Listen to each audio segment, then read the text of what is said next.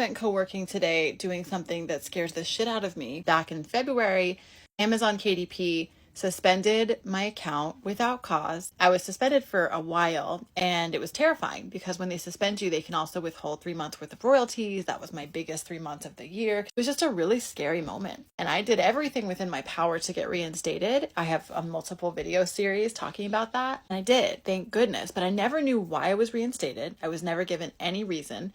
I never got like a personal email saying, hey, we reviewed your account. This is what it was. It always seemed automated. It always seemed so mysterious. Like this big Wizard of Oz was behind the curtain. And I have no idea what actually changed things. But since then, I've been really hesitant to change what's called metadata. And the metadata that you have in the background of your book, things like your book description, the keywords, the categories you're in, something called A+ content. This is all stuff that I've spent a great deal of time learning about. And it's why my books have done well for the most part, is that you stay on top of what people are searching for, the language they might use to find a book like yours. Amazon's a huge search engine, but there's a million books you never see because their metadata is weak or it's just not going to rise in the algorithm. So metadata is huge. That's something I coach people on if they want their book to do better. And I have not messed with mine since February because of everything that happened, because I still do not know what got me flagged.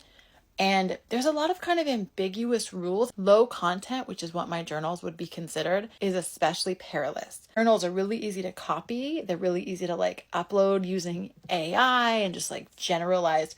Someone could very easily upload just a copy of my journal. It happens all the time. It happened even before AI was a thing. There's a lot to be really mindful of for all authors, but especially when you're low content. And I have just felt like I'm creeping like really close to the ground, like literally just crawling on the ground, like just don't notice me, I'm still here. But like my book sales have started to go like this. And I know why, because metadata is something I've stayed on top of my entire publishing career. And I have not changed it in 6 months. Whew. So I just spent my co-working time with people that showed up to work with me approaching this, and it was really scary. I know that because every single time I started to make headway, I would be like, oh, let me look at my phone. Let me do something else.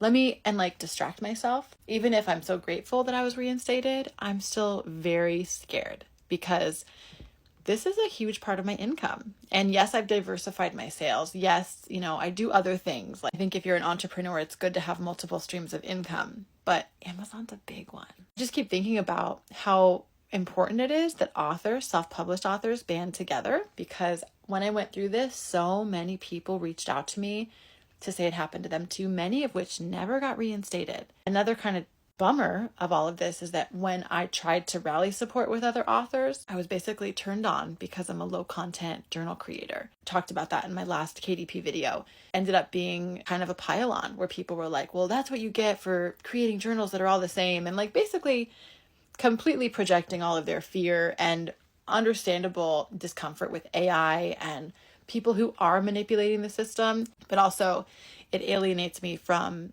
a community that should be banding together, because this has not just happened to me. This happens to so many authors of so many different types of books. And we are all very lucky to have access to Amazon's algorithm and sales channels. And we're fucking in capitalism, where the reason I say we're lucky is because they are such a behemoth. They make so much of the sales in our country that falling out of grace with them means that your entire career could be on the chopping block. That's a very scarcity-based way to put it, but both can be true. We can be love and light and abundance and coming from a place of trust, and also be able to demand clarity and transparency, and even just having a system where they say, here, you're at, that's like a 1 to 5. Like TikTok Shop has this, where your like violation score. And I know this because I've like uploaded videos that were out of compliance. I didn't know, I learned my lesson, but I would see, oh, I have a point. Oh, I have a point.